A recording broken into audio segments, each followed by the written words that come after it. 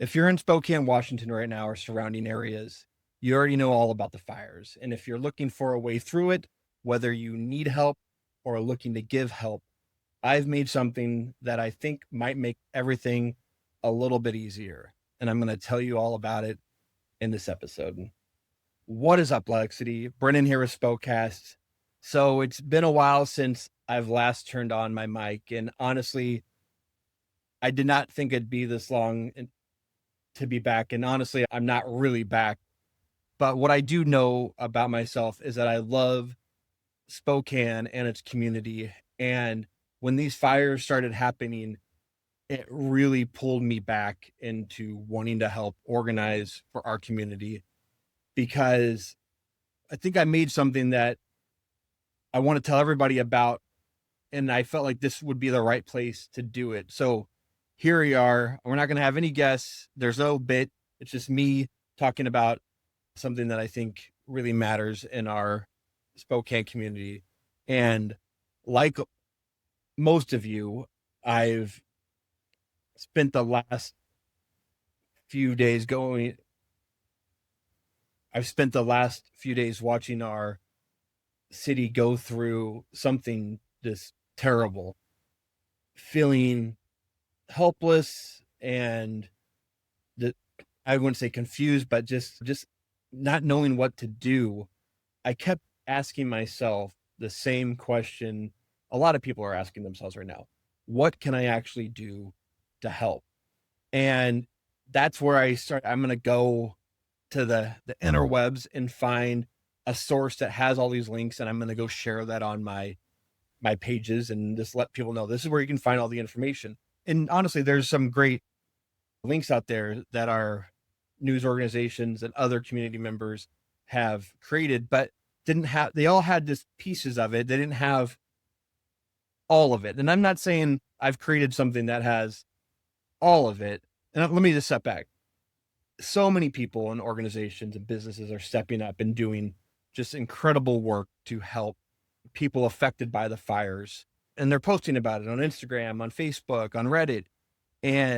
But it's scattered across hundreds of different posts and pages. And it's, in my opinion, genuinely hard to find what you need to find and find it fast. So I built one on my website. And what I want to be really upfront about is I'm not trying to take any credit for it. I just wanted it all in one spot. And that's what this is. It's a one-page portal. It's spokecast.com/Spokane dash wildfire dash relief.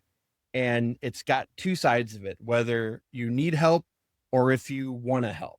If you need help, there's links to find food and free meals, housing, shelters, help for families with children, where to take displaced animals, livestock, small business recovery, mental health support. I even have a link to the Watch Duty app where you can find the fire lines for all the Spokane complex fires. And if you want to help, there's stuff for that too. Vetted places to donate, where to drop off supplies, where to volunteer and foster pets. And I'm trying to list all the local businesses and restaurants that are giving back through either donations of their own or giving out free meals. There's just so much out there that I wanted to get it all into one spot. And what I think makes it different, and the part that matters to me, is that there's no ads. I'm not advertising on here and I'm not collecting any money for it. Every single link goes to a real organization or an official source that I credited and vetted myself. It's just the links. I think it's organized well and people can find actually what they need on this site. So a couple of things about what this is and what this isn't is that this isn't going to be a page that you're going to visit every day. I know that, and it's not meant to be that. It's built to be here for the long haul. It's a place where our community can come back to whenever somebody needs help or wants to give help. And it's going to be up for as long as this recovery takes. And that's going to be a while. things that really stuck with me in watching what happened in Lahaina on Maui is the people affected by those fires are still being affected by it. I went to Maui recently. I honestly I didn't go to Lahaina. I should have gone to Lahaina and done a little drive tour, but it just felt wrong to go and be like a looky loo on vacation, so I stayed out of there. But I've watched videos of Front Street in Lahaina and the surrounding community, and it's all to the ground. And it's been, I think it's been 3 years since the Lahaina fires, and I'm not sure what resources they had available to that community.